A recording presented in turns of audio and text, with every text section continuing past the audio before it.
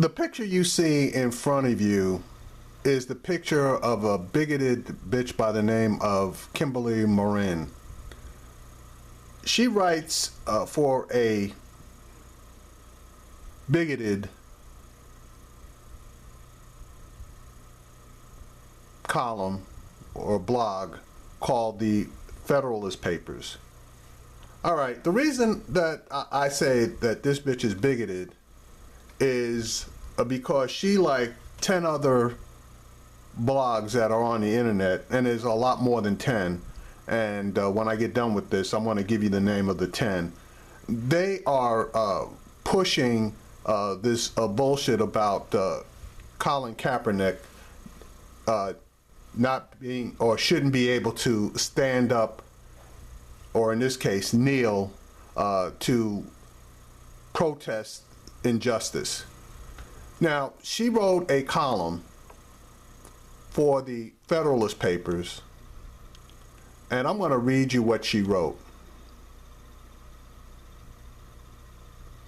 There have been several NFL league players who have decided to sit for the national anthem before games rather than standing in respect. Ironically, these men are supposedly complaining about the bogus Black Lives Matter movement while they earn millions of dollars a year for tossing around a freaking football on a field. She then went on to quote the actor James Wood, who I just did a video on.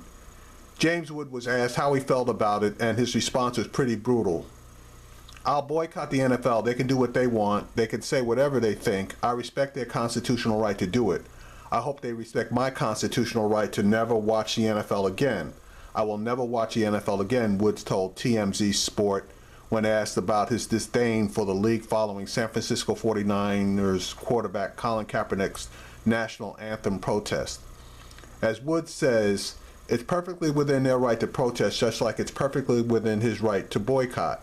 It would be one thing if these wealthy morons were actually protesting a valid cause, but they aren't. They are nothing more than tools of the left, which makes their protest all the more pathetic and meaningless, not to mention extremely hypocritical.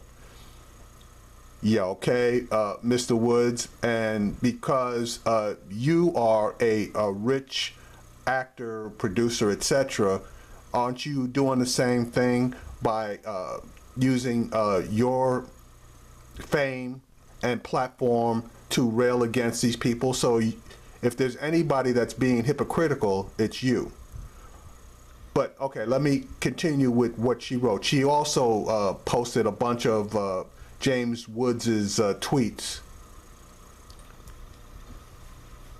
which I read in the previous video I did.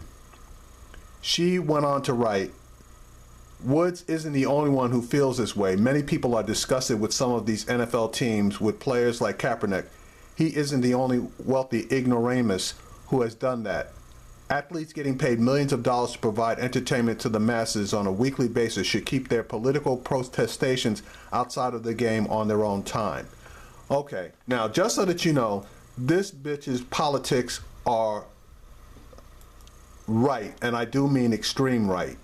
Okay, she is a pro-gun advocate, which there's not really all that much about that, but she rails against most social programs.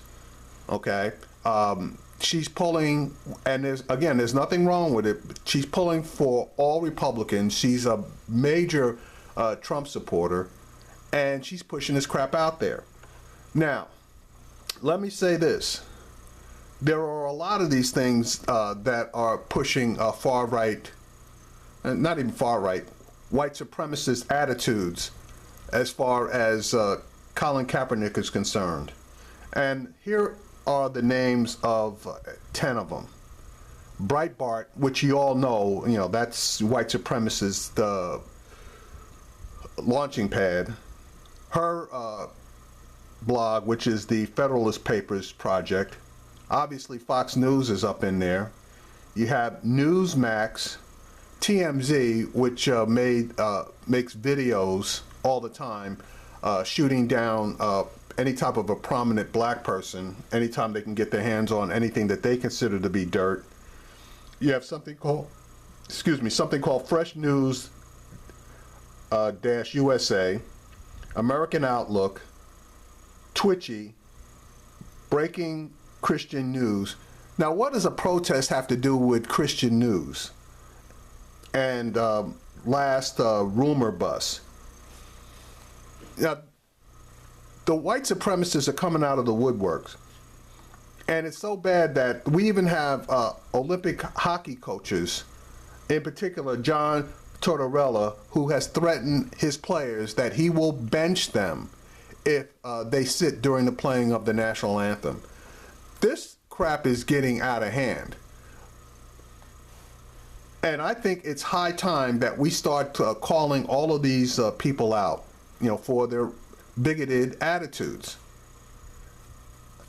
When Hillary Clinton said there were a bunch of deplorables out there, she started off by saying half of Trump supporters were deplorable, and then she walked that back.